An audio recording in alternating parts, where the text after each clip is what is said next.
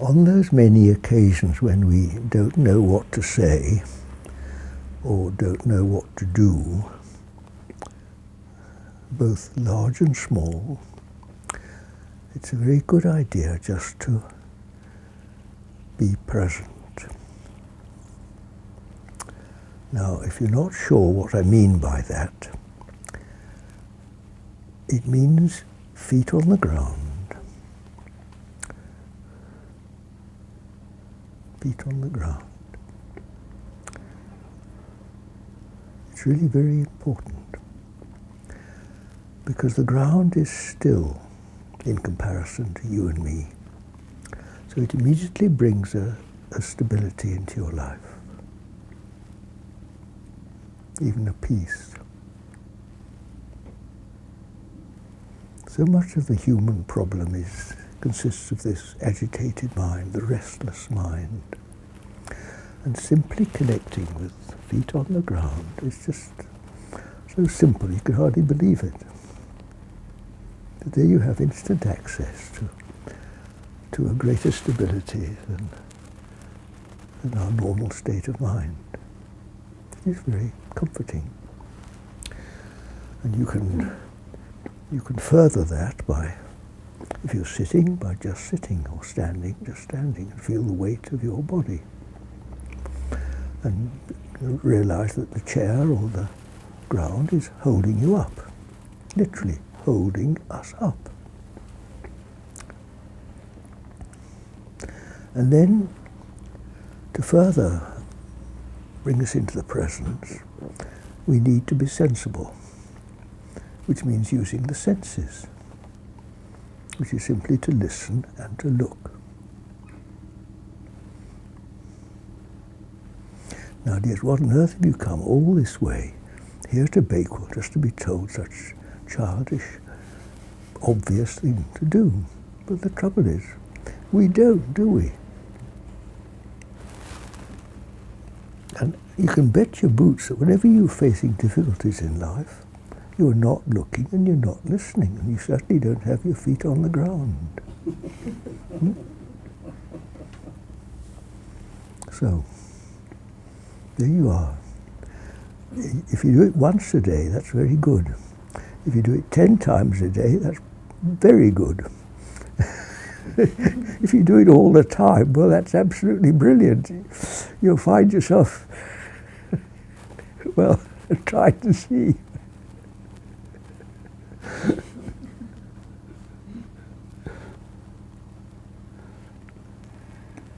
So there you are, all of you that have questions in your mind, particularly about these big questions in life. What should I do? Or what should I say? Or what? Be present. And see, then you realize that not only is this dear kind Mother Earth holding you up, and the angels of wind, they're providing you with fresh air, and the angels of moisture or sunshine, whatever it is, are creating all that's needed for you to live. But there is the highest of the angelic throng or hierarchy, or whatever you call it, is this, what we may call, another word for God is providence, that which provides. The Lord will provide. That was one of those traditional little sayings that used to hang in a lot of old cottages. A lot of the old workmen's cottages would have these simple words. Love one another, lead me and guide me, the Lord will provide.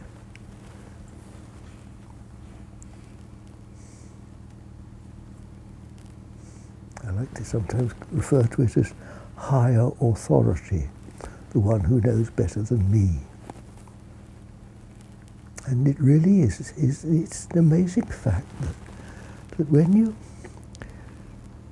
can just sort of open up to this possibility, the almost instant comfort, the reassurance that comes into us, this sense that there really is someone who knows better, who holds the whole world in his hands.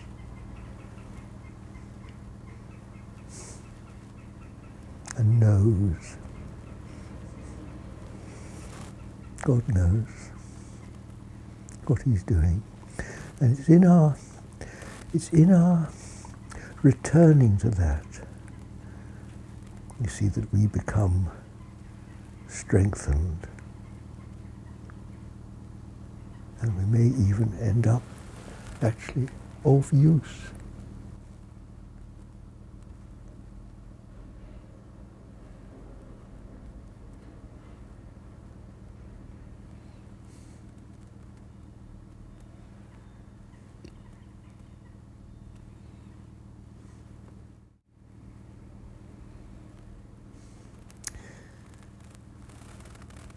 We've normally got a totally me point of view, haven't we? And from me, we reach out to try to access a little bit of spirit, a little bit of what we're referring to as higher consciousness. We think we've got a vague idea it might make us happier or better or something like that. You know? Well, that's the first step. That's how we begin, just reaching out to pick up a book or something, or come on a retreat or something like that, or try to learn to meditate. Very good first steps. So we proceed. It's a long, long journey.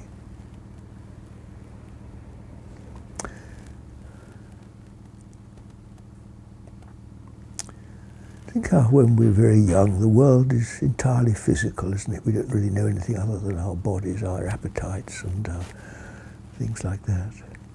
As you grow up, the mind develops more, and we become more thoughtful about things.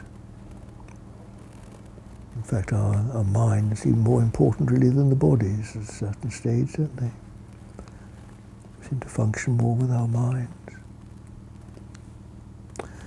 And so we, body, mind and spirit, you see, these three components of man.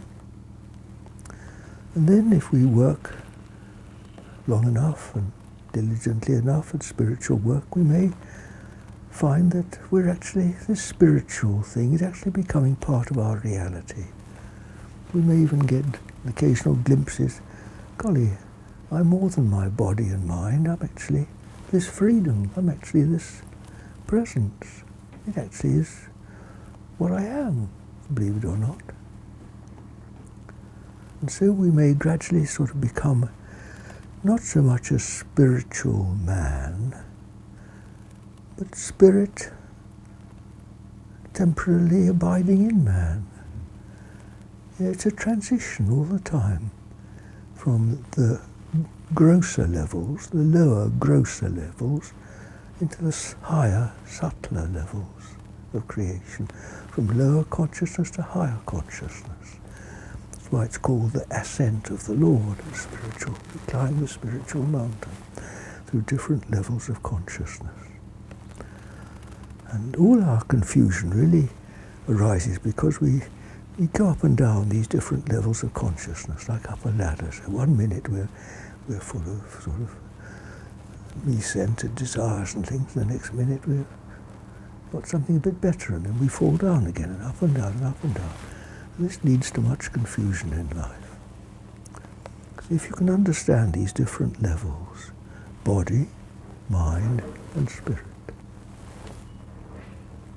Body is confined, very limited. Mind seems in contrast unlimited, but actually mind does have limits. Names and forms and ideas and opinions all have limits, don't they? I have mine, you have yours. We're still in the world of duality. That means two. In spirit, there's no more two, there's just one. There's no words, you can't describe it. So we know it intuitively, by faith. But you all know it here, you can experience it, can't you? It's not so difficult, it's very accessible, really. If you just look that way.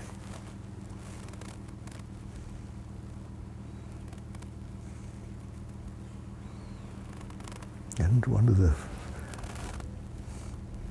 certainly the most basic ways to access it is to stop talking long enough to perceive it. And silence is such a blessing. And if you consider silence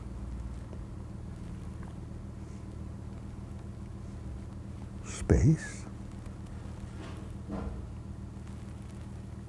stillness,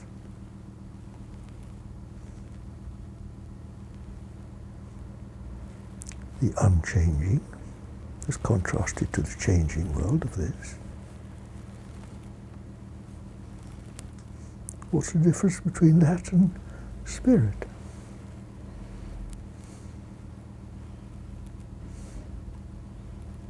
What's God, if not spirit?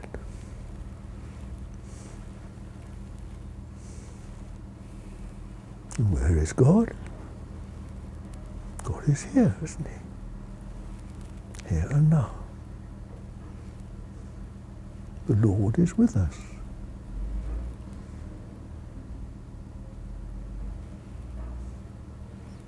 Do you see the steps up there from silence to stillness? It's also very helpful just to stand still, you know. You can look and listen while you're running along a road. It's even better to stop, and you'll see even more. Because the stiller you are, the more you will see. It's obvious, isn't it? When you're very still, look, you can even hear the dust falling and the grass growing, can't you? It's amazing what you can hear when you're still.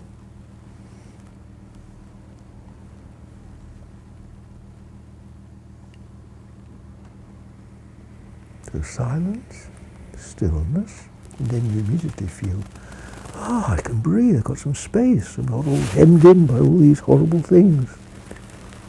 Freedom.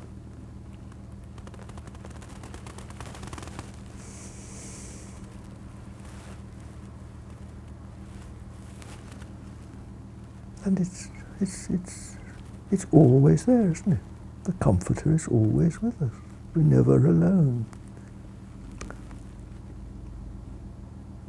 And the help, because that's what it is, the help is always available.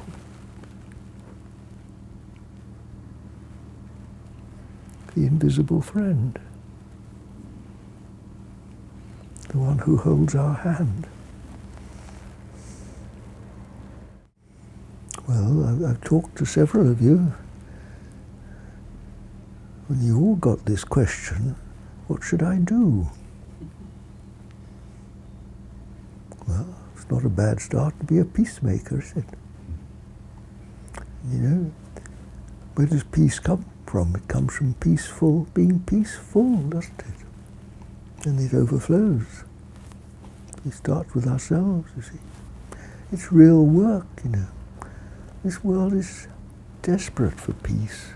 Think of the money they spend on conferences and, you know, clever people writing books about it. All you've really got to do is just feet on the ground, listen and look, stand in the middle of a crowd and do it. Just intentionally go out into the busy street and just stand and look around you from peace. And you'll be amazed at what you see.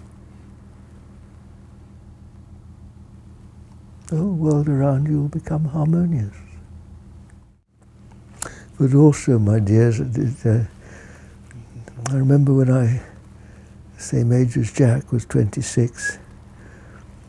Of course, I hadn't yet learned to meditate, and the torment of this question, what shall I do, is really awful, isn't it, when you're young? You know, I can sit here in my old age and say these things, but it's practice, dears, practice. Even if you just take the first step, you know, even if this just opens the possibility in your minds, then it will have served its purpose. If it just encourages you that this is a realistic, a practical way.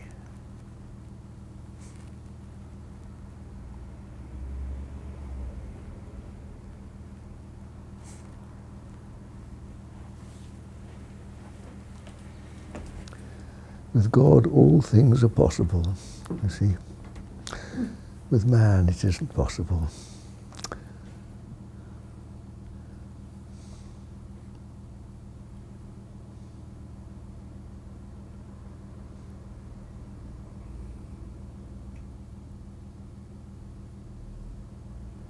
The crooked shall be made straight, and the rough places smooth. That's the promise. Yes, thank you for bringing up that word, the way.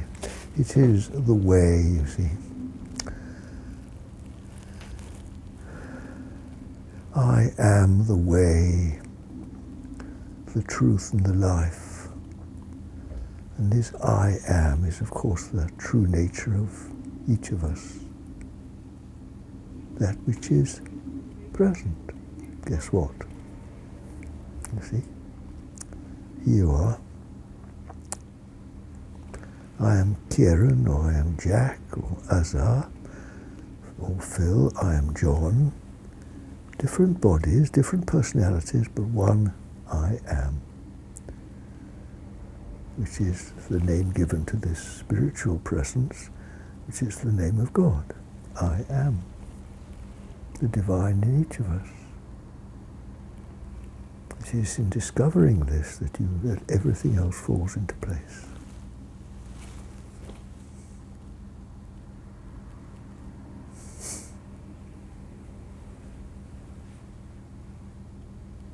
Amazingly, and see, contrary to human reason, because you see, as everything else has levels of consciousness, so there are levels of law.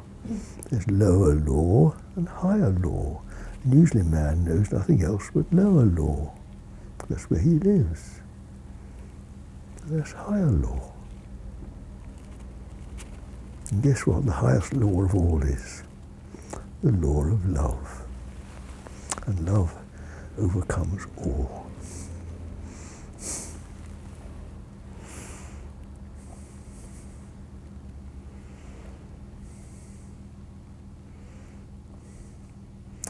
So don't believe those who say it can't be done.